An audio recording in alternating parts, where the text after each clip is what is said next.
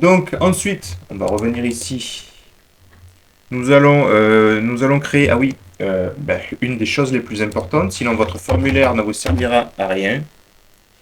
Nous allons créer deux boutons. Donc input de type reset pour remettre le formulaire à 0.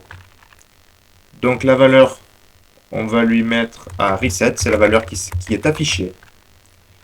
Je vais lui mettre un name pour pouvoir le traiter plus tard quand, enfin, si je crée une série de tutoriels pour traiter les formulaires en PHP, c'est pas sûr. En ID, je lui mets reset tout simplement. Et écoutez, je pense que c'est bon. Et je vais en créer un autre. Alors, je vais pas m'embêter la vie. Ah non, mais ça va, je vais vous le créer à la volée parce que sinon... Un autre pour valider cette fois-ci le formulaire. Donc, valider, c'est submit. Donc, c'est un input de type submit avec la valeur, on va dire OK. C'est la valeur qui sera affichée. Alors, je lui mets un ID que j'appelle submit. Et à ces deux-là, je n'oublie pas de leur donner une classe. Alors, comme ce n'est pas un champ et que je ne veux pas leur donner les mêmes caractéristiques CSS des autres champs, je leur donne une classe différente à tous les deux qui est classe, qui est row input btn. Row input btn. Et vous allez voir que dans le CSS, je vais être obligé de les toucher un peu pour pouvoir arranger tout ça. Parce que vous voyez que déjà là, je ne suis pas allé à la ligne, ce qui est une erreur. Voilà. Et vous voyez que c'est pas aligné, ça me plaît pas. D'ailleurs, il y a d'autres choses qui ne me plaisent pas.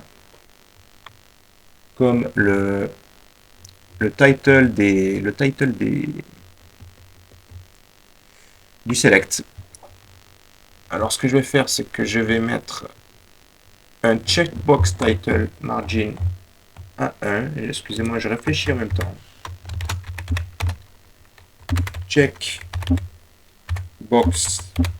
title margin à 1 pixel. Moyen. Je ne suis pas entièrement satisfait, on va quand même arranger ça. Alors, on n'a pas fini, hein, de toute façon. On n'a clairement pas fini.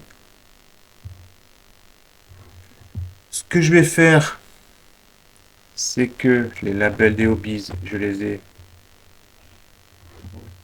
Je vais donc...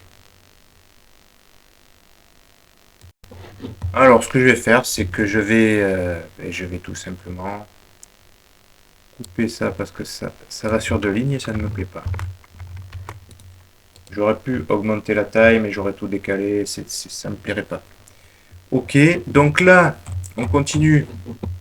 Et donc, maintenant, nous allons utiliser l'idée que nous avons mise sur le reset. Parce que je ne veux pas du tout qu'il soit comme ça. Je vais lui dire, je vais lui donner un margin left de 13%. Puisque c'est à peu près... Bon, voilà, on est bon. De 13%, et je n'aime pas du tout sa bordure là, comme ça. Hop. Border 0. Hop. Ah ben ça, j'aurais pu le faire sur l'autre aussi. Donc, ce que je vais faire, c'est que je vais plutôt faire un row input btn. Donc, le row input btn, je vais lui mettre la bordure 0 aussi. Et je vais leur donner une taille de 15%.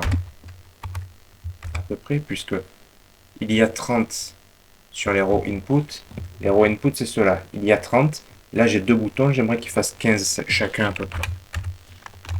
15%. Le reset, là, il a sa marge gauche. OK. Ah ben voilà.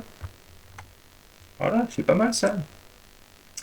Alors, Il est évident que niveau style, c'est pas ça, parce que, bon, mais c'est pas le but de la vidéo, hein.